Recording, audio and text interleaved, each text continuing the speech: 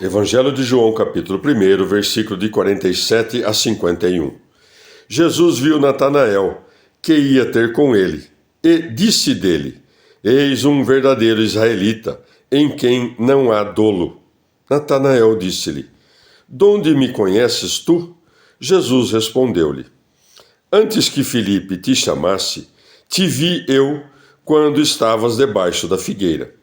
Natanael respondeu: Mestre, tu és o Filho de Deus, tu és o Rei de Israel. Jesus respondeu-lhe: Porque eu te disse que te vi debaixo da figueira, crês, verás coisas maiores que esta.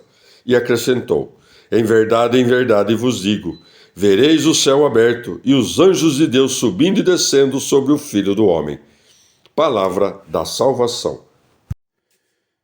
Comentário João 1, de 47 a 51.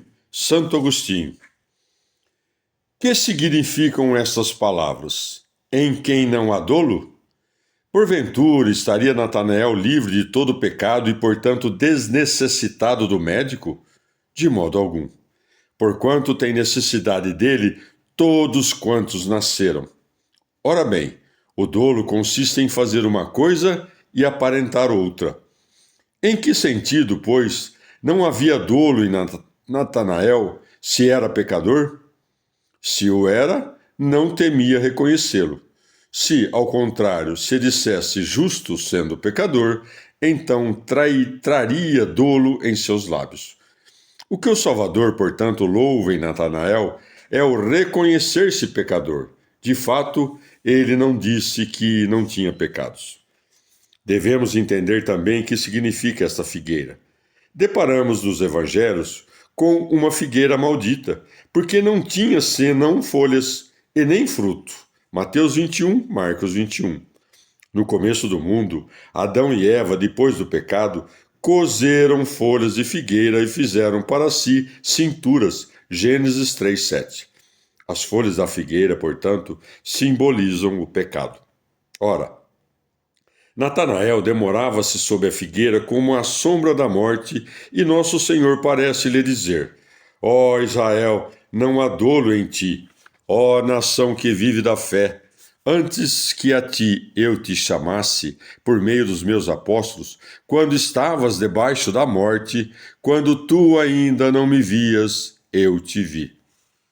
Recordou-se Natanael de que estava de fato sob a figueira e se apercebeu de que Jesus também estava, não fisicamente, mas por meio de sua ciência espiritual.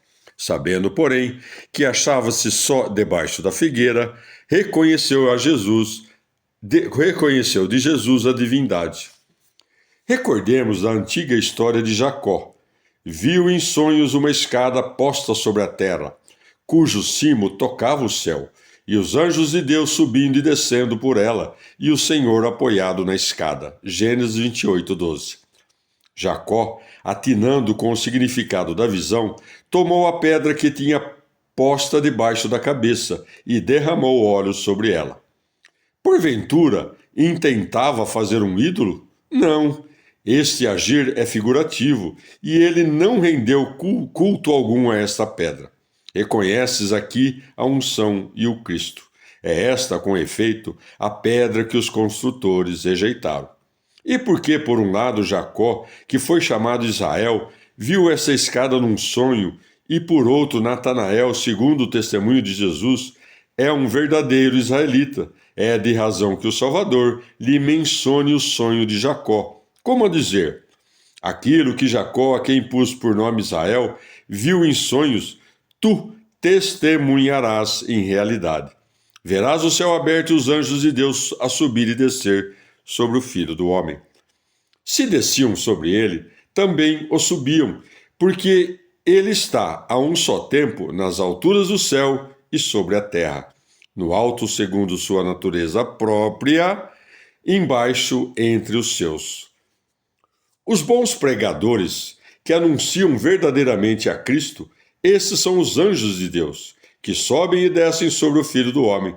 A exemplo de São Paulo, que subiu até o terceiro céu, 2 Coríntios 2, e que desceu a alimentar aos pequeninos com leite, 1 Coríntios 3. E Jesus diz a Natanael: Verás coisas maiores que esta. Porque a justificação daqueles que o Senhor chamou à fé é milagre mais remontado do que o de nos divisar a sombra da morte. Que nos aproveitaria se ficássemos onde nos viu? Mas porque Natanael, de quem dá nosso Senhor tão grande testemunho, não faz parte dos 12 apóstolos?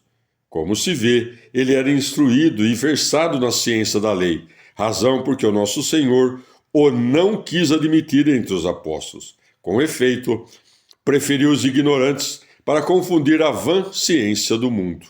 E querendo dobrar a cerviz aos soberbos, não buscou oradores, senão pescadores. De fato, entre os pescadores, escolheu o que haveria de converter imperadores.